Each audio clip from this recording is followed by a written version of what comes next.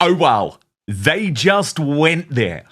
Maureen Callahan and Kinsey Schofield going public on these long reported rumours, which I can tell you, I believe to be true, that it was Meghan Markle, perhaps with Prince Harry, who first spread the rumours about an affair between Prince William and Rose Hanbury. Now, let me take you through a little bit of the background on this. You'll remember there was the famous tweet exchange between the then Guardian writer Hadley Freeman and Giles Corran, who was the columnist for The Times. And Giles Corran responded to Freeman saying, yes, it is an affair. I haven't read the piece, but I know about the affair. Everyone knows about the affair, darling, just as Jews, even us Jews, although admittedly I'm quite a posh Jew, if such a thing admits. Now, after coming under a storm of criticism, Giles Corran, there he is, did eventually delete the post, but the damage was done, and many believe that it confirms suspicions because Giles Corran is part of the Soho House set where Meghan Markle which Meghan Markle would obviously use very often to get stories that suited her narrative into the public domain. I'm going to get analysis on this from Royal YouTube Sensation, according to Taz. Well, Kinsey is right. Giles Corran was on the Amsterdam 2-day cruise that they did. I think it was 2 days for Soho House when they opened up that particular venue. Harry and Meghan were with him. And I've always found that very, very strange that he was the one that started that after spending time with the couple, like you said, going to a Soho House event. And it was crazy how quickly his tweet blew up. I had a tweet exchange actually between Giles and myself, and he said that he was just passing a comment with friends. And when you looked at the number of people that were actually following the conversation, there's only like 3 or 4 people in that tweet that were part of the conversation.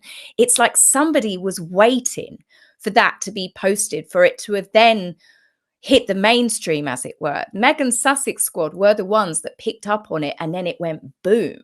And it's like, who was following him at that time when only 4 people were in that conversation? Why was there so much attention being paid, waiting for a food critic to say something? And I just find it linked, because every sort of story that we've had come out with, Catherine being a mean girl, Catherine not giving Meghan a lift, that came from one of Meghan's friends in Toronto. I can't remember her name now, but she runs one of the magazines over there, a gossip one. And it's just always every nasty rumour that has been started, that has come out in the last, 8 odd years. It's only ever been since Meghan Markle got her toes behind palace walls. And the fact that they were on that Amsterdam outing together has always made me believe that Meghan was the one that definitely sowed or planted the seeds, as it were. Yeah, indeed. Totally. Absolutely. I mean, this is a woman who believes in playing dirty, who has played dirty. Sunshine Sachs, who at the time was working behind the scenes on her PR, even though she was a member of the royal family, they famously play dirty too. And then, Tash, you look to more recent times when Catherine and anyone who had any idea about what was going on, including me, were like, whoa, back off, you're all going to look utterly ludicrous and like really terrible people. But who was the person that named Rose Hanbury, that actually prompted that legal action from Rose Hanbury? Stephen Colbert. Stephen Colbert, the hard left, now axed US talk show host, working for CBS, which, remember, Oprah's channel, same channel that Meghan gave the interview to. Oh, Gayle King's channel too. And Harry had obviously appeared with him. So none of that is a coincidence. None of that is a coincidence. And of course, Harry feels in his bones, Tash, this deep sense of grievance and this deep sense of unfairness. Why do the media give Prince William an easy ride when they haven't given me an easy ride? And I think they're onto this. And, you know, I've obviously been onto this myself for some time and will have much more to say in the weeks and months to come. Tash, Jamie Kern-Lima. just, just the name. Just the name. I saw your post on X about her, and you're almost suggesting, look, this is weirdly like they're in some type of cult now. But it was interesting because Meghan did pretty much leave this woman on the cutting room floor of With Love Meghan. If there was one thing that she had listened to, it was like, oh my God, I don't want to be associated with this woman. But I've got to play this video, Tash, that you were referring to of Jamie Kern-Lima, because when you start to think, this is the person who Meghan chooses to hang out with, this is the weird shit that they talk about, and this is the sort of fantastical fairy tale that they've created of their lives, you sort of start to think, God, no wonder Harry is so far down the rabbit hole. I'll get your reaction, but we've got to watch this first, Tash. So many of us who are doing so much lifelong work to heal, to restore, to break generational cycles, right? To unlearn old things and to learn new ways of how we want to be and how we want to show up in the world and how we want to love and how we want to give and how we want to ideate and how we want to just put our goodness out into this world. And when you've done all that work, you've raised the bar, right? You've raised the bar on who you are and how you want to live and be and give and serve in this world. And so just one thing to think about, right, is those words. You've worked too hard and healed too much not to raise the bar on who has access to you. I mean, good Lord. These people are not with it. They're not normal. They're in their own world. It's the same buzzwords. It's the same words that I've heard Meghan use as well. And at the fact that she's talking about, who you choose to serve in life, who keeps going on about service is universal. And it's like they're in their own little weird cult. I can honestly picture them all sitting there in these white robes with flowers in their hair. It reminds me very much of, I think it was the 80s when there was this massive boom in you need to help yourself before you can help others. Look deep within your soul. And it's all this crazy stuff that people are reciting. And I call it gobbledygook. I really do. It's one of those things that you just think, it doesn't even make sense. It doesn't even sound like the English language. They've just merged together all of these words, and you almost need people just ringing little bells or banging a great big drum in the background as they speak. It's so whimsical and so out there. And yes, I think it does make a lot of sense that Harry is definitely parroting everything that his wife does, because it seems anyone that's in that inner circle of Meghan's, they all parrot each other. I know. And Tash, another clip that went viral this week. And this one really interested me because I think a lot of people have forgotten about how long ago Meghan Markle was desperately trying to get into the national media, the entertainment media. Now, you'll remember in the UK, that meant arranging little hotel events with like pretty Z-list journalists like Katie Hind, who was the showbiz columnist for The People, which was pretty much the least read tabloid at the time. She was also the lowest common denominator journalist. Like, no one trusted her. No one believed that what she said was the truth. And Meghan Markle was going to meet her to talk about Ashley Cole and things like that.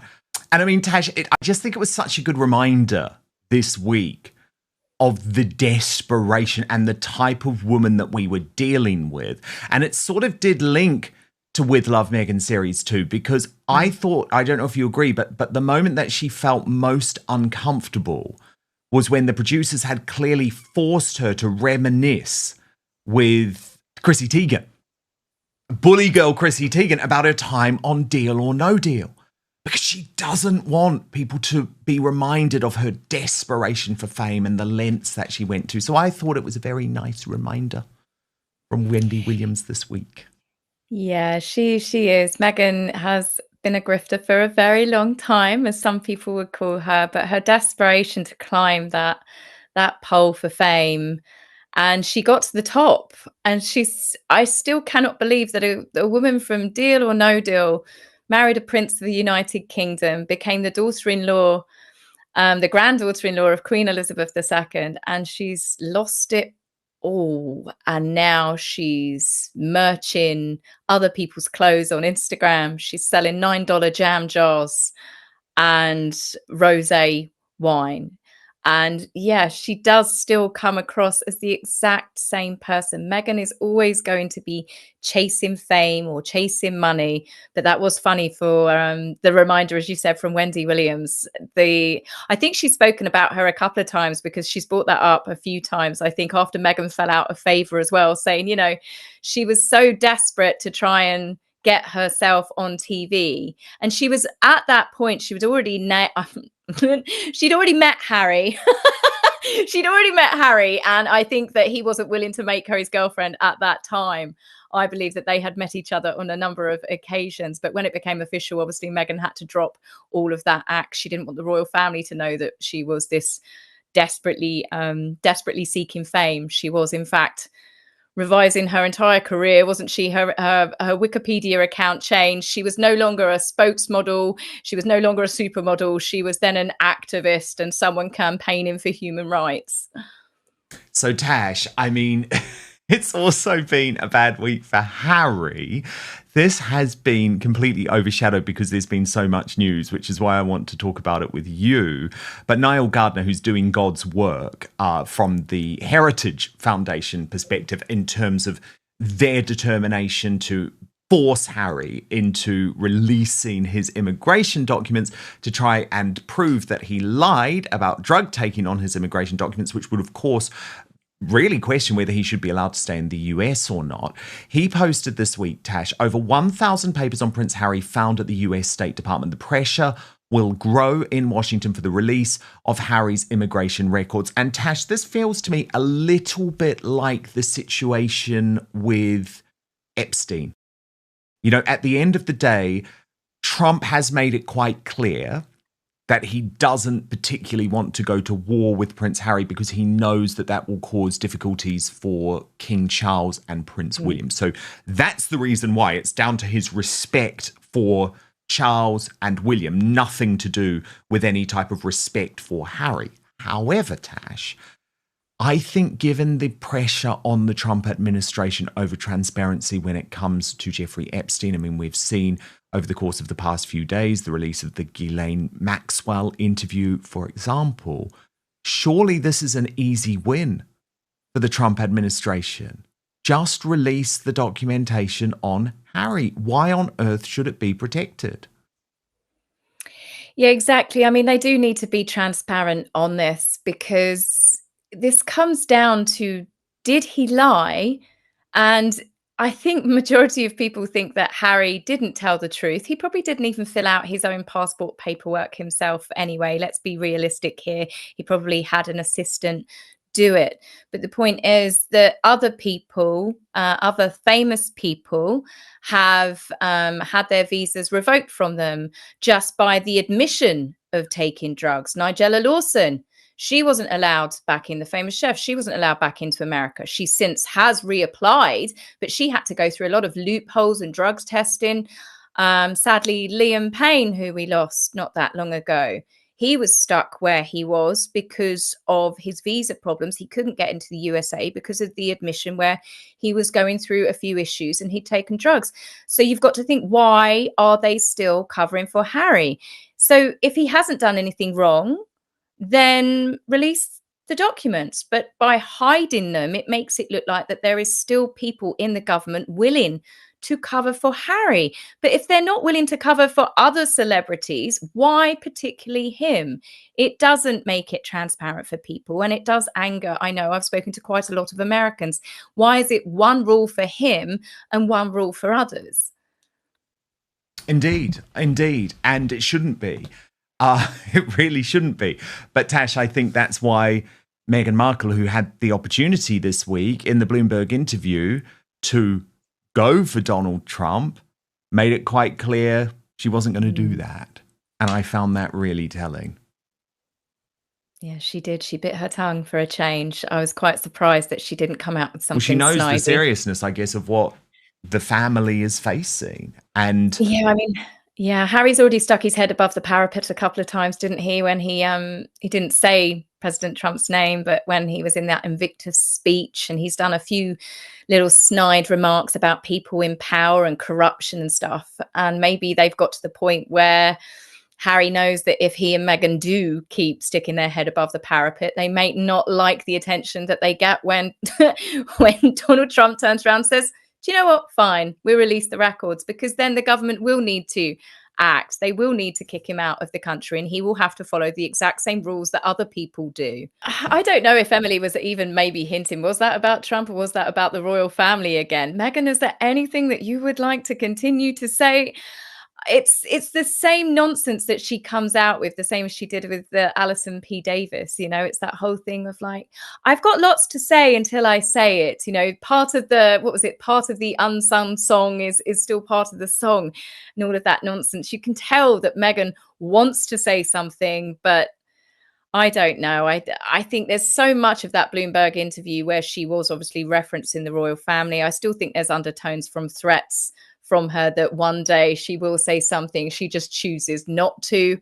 But yeah, that whether it was about Trump or not, there was definitely something with Meghan there. You can tell by how strained her face was that I think maybe she's been told that she can't say anything at the moment. If Harry is trying to meet up with the king, or if Harry is concerned about the visa issues, but it didn't seem an organic answer, using Meghan's own terminology there. She didn't seem like that she was being completely honest.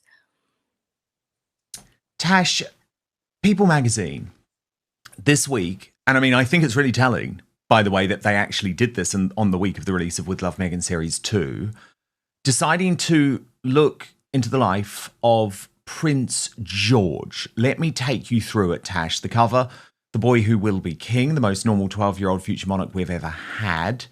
The reporting quotes a palace insider. This is in regards to him taking on more royal duties. It's a slow game, and it gets him used to it on the couple's terms rather than anybody else's. It writes, while his younger brother and sister often shine with lively charm, George tends to project a thoughtful calmness. He comes across as a serious chap, and insider adds, to have the world's eyes on you, especially when you're so young, is demanding. Yet those who know him well say he also has a playful streak.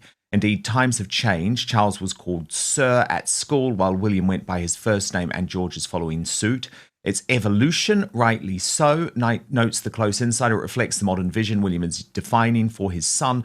Unlike his own childhood, shaped by his parents' tumultuous divorce and relentless photo calls, even on family vacations, and far from the royal upbringing Charles experienced, William and Kate have carved a different, more protected path for George. What did you make of this, Tash?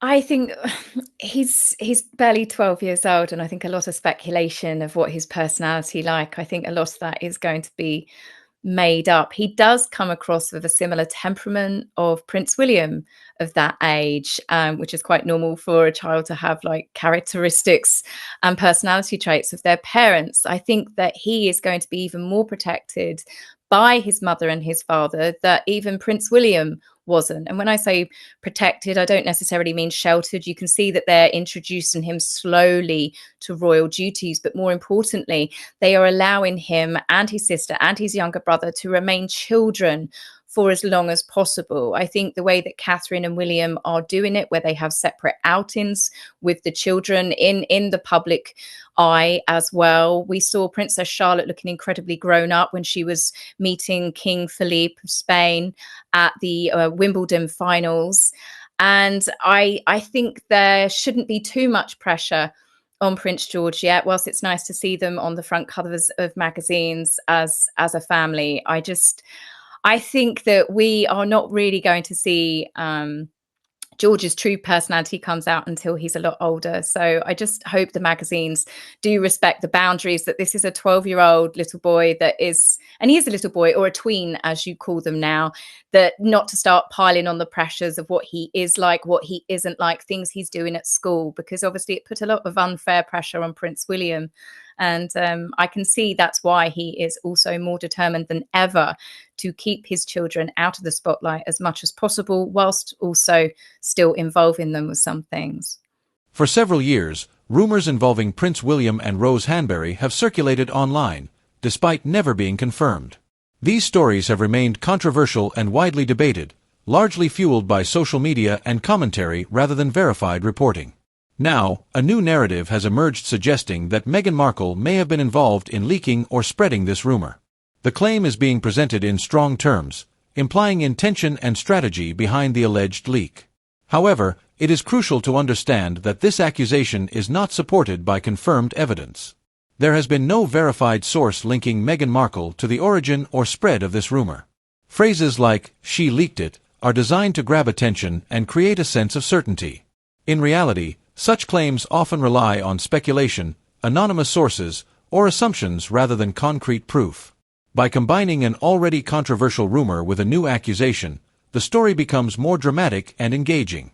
This is a common pattern in media coverage, where separate elements are brought together to form a more compelling narrative. At this stage, there is no credible evidence confirming either the original rumor or the claim that Meghan Markle leaked it. Both aspects remain unverified and should be treated with caution. Stories like this can have real-world impact, as they involve personal reputations and private lives. It is important to approach such topics carefully and avoid jumping to conclusions based on incomplete information. This situation highlights how quickly rumors can evolve and expand. What begins as speculation can grow into a complex narrative involving multiple people, even without solid evidence. So, is this a genuine revelation or simply another layer of speculation added to an already unproven story? Based on what is currently known, it appears to be the latter. What do you think? Could there be any truth behind these claims, or is this being exaggerated? Share your thoughts in the comments below, and don't forget to like and subscribe for more balanced royal news and analysis.